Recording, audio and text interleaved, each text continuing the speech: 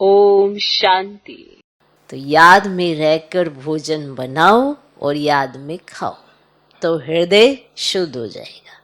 और जिनको ये भाग्य मिलता है ब्रह्मा भोजन बनाने का, देखो खाते तो सभी हैं, तो कितनी भाग्यशाली आत्माएं हैं कि उन्हें ब्रह्मा भोजन बनाने का भाग्य मिला है कि भगवान के साथ मिलकर ब्राह्मणों के लिए भोजन बनाना।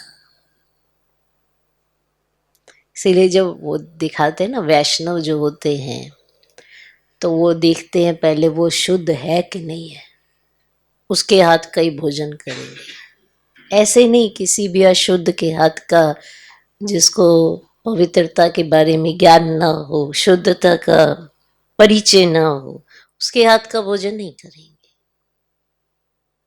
तो पक्के होते हैं। तो खाने में भी तो शुद्ध खाना है, शुद्ध बनाना है, शुद्ध खिलाना है और शुद्ध हो जाना है।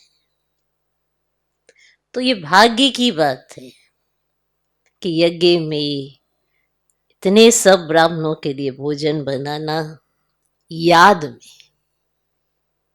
कई बहुत जल्दी गुस्सा कर जाते हैं, ये करूं, वो करूं, क्या क्या करूं, तो वो भोजन भी ऐसा ही बनता है, उसमें स्वाद नहीं आता है। भोजन में स्वाद लाने के लिए याद बहुत जरूरी है।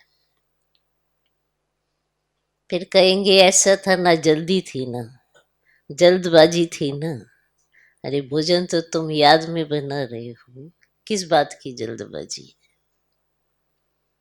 तो याद में बना भोजन खुद का हृदय भी शुद्ध कर देता है। जब आप बाबा की याद में बनाते हो तो खुद को भी तसल्ली होती है कि हाँ, ये ब्रह्मा भोजन तैयार हुआ है। बनाना, खिलाना और खुद खाना सब याद में।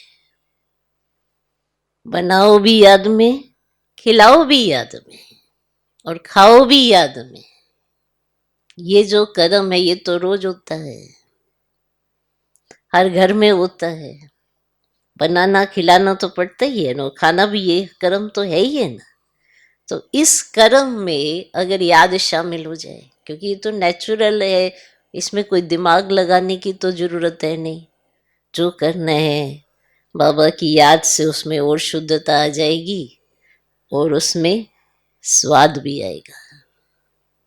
तो जो खाएगा वो खुश हो जाएगा, वाह